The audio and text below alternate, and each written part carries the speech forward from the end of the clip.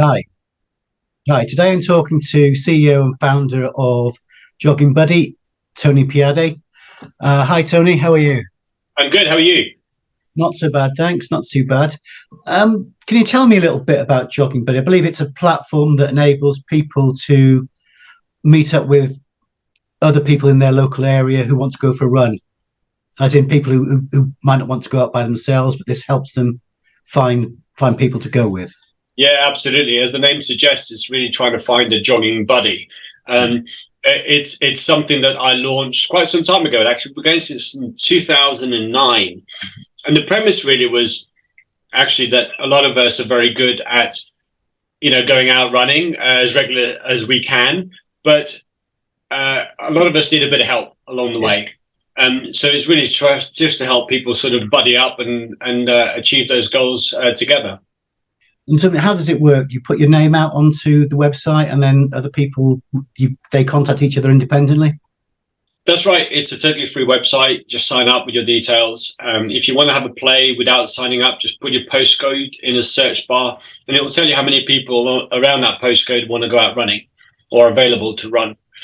But it is self-service. You just buddy up. You make a friend request as you would with traditionally in social media, and wait for them to accept that, and then you can exchange emails securely without ever releasing any of your own details in that environment.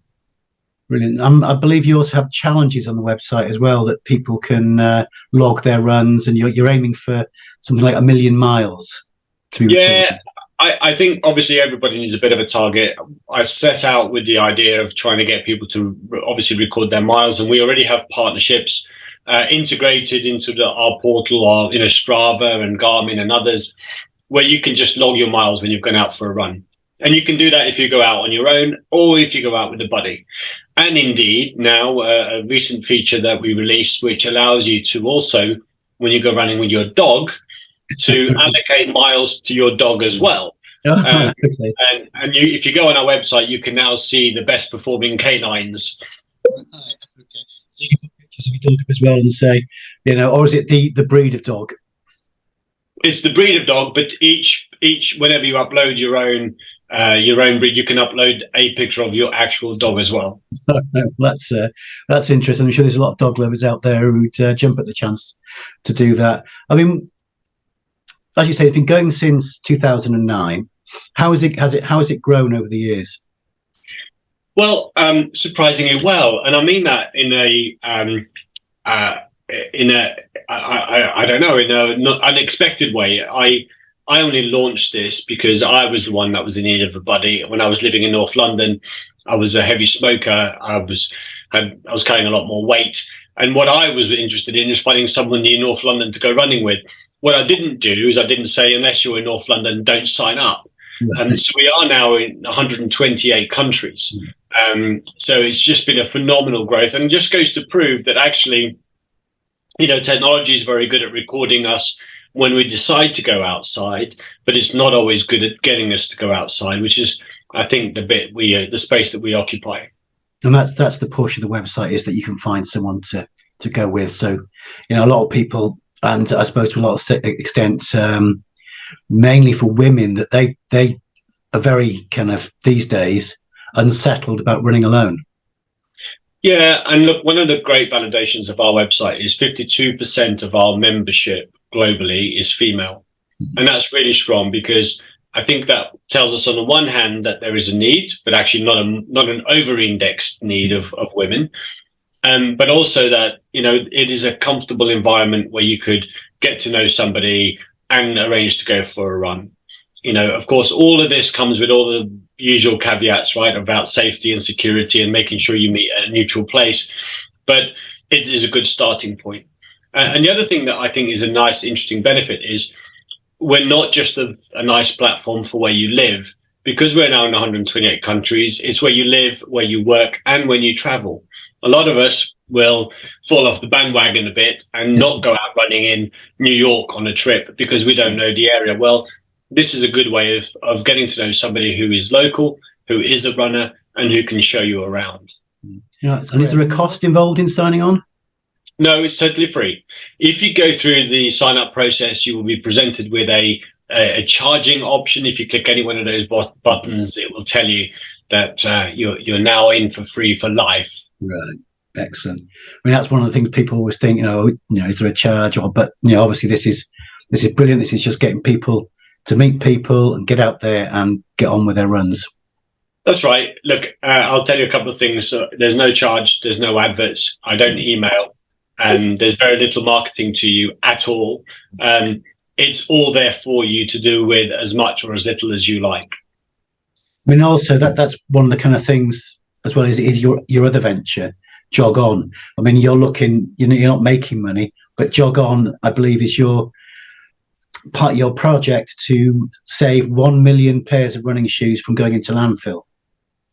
Yeah, I read an article last year, almost a year ago, in fact, from The Guardian. And I think that was a reposted article from maybe a few years back, which basically said it takes 1,000 years to degrade a pair of running shoes in landfill.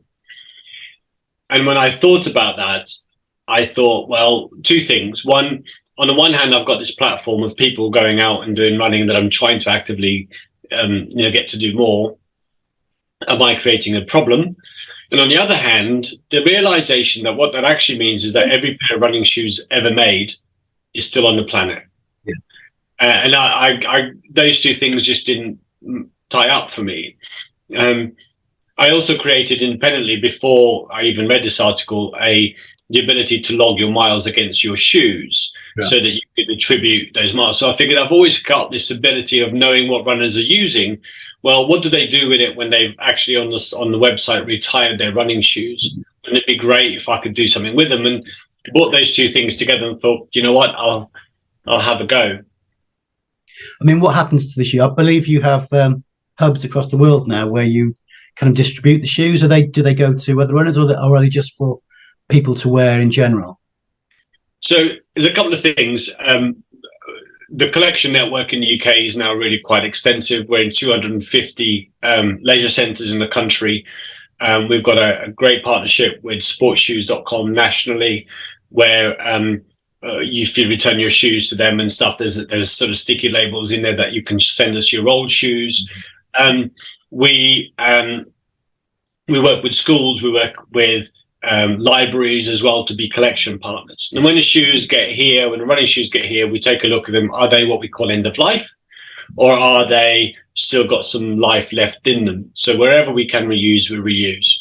And we support a number of charities. We support schools. Believe it or not, there are at least 5 schools in my distribution channels right now in the UK where reportedly they don't do sports anymore because kids don't have the right shoes. And this is in 2023 in our country.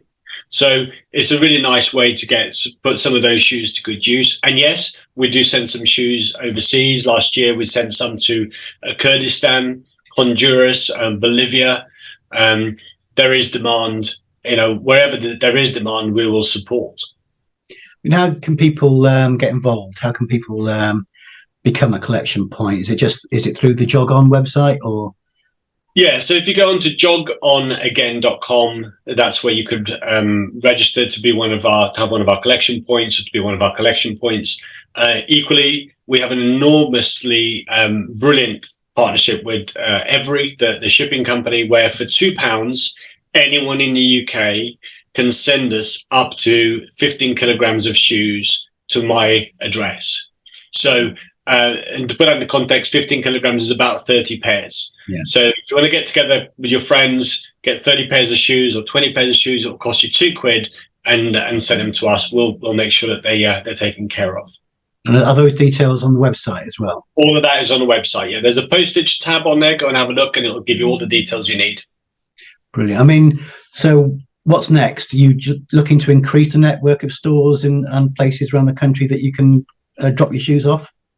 Yeah, I guess my ambition really is now to turn our attention to the private gyms.